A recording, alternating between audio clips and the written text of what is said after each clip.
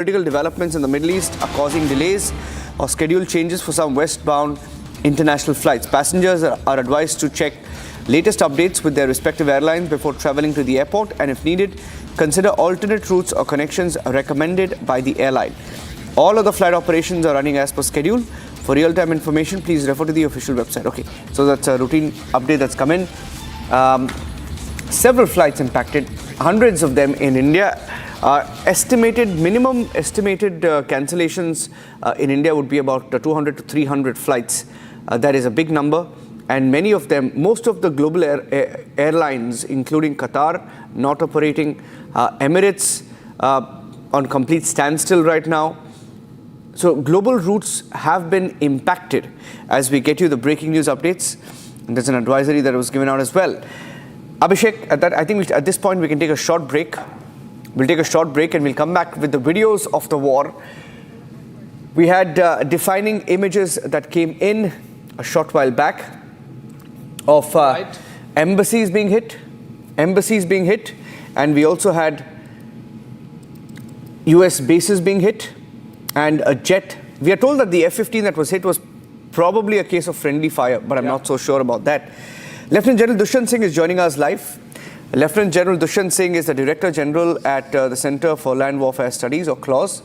He's joining us on this breaking news broadcast. Good afternoon, General Singh. And how are you seeing this situation evolve, sir? Well, I see the situation continuing the way it is. There is going to be a long haul as per my opinion. And the reason for that is that Iran has got substantial amount of stockpiles of missiles and as well as the drones, especially the drones. And it also has an advantage of the proxies which might start being activated based on whatever it has been able to supply till now. So therefore, I think the battles are going to be prolonged, and we will have to wait out to the entire war stamina of Iran to finish before we can see any regime change.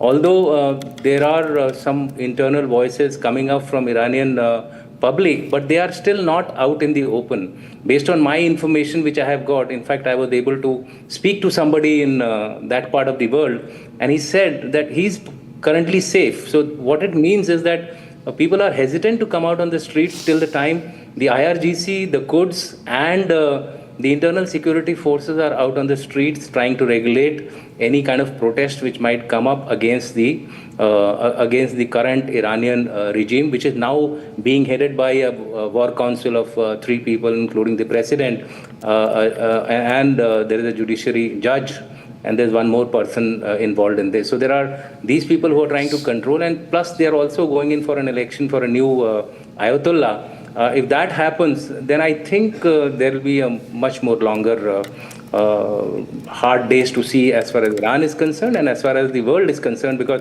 West Asia is becoming very, very critical and number of countries are getting affected. India probably will be the worst hit if the oil supply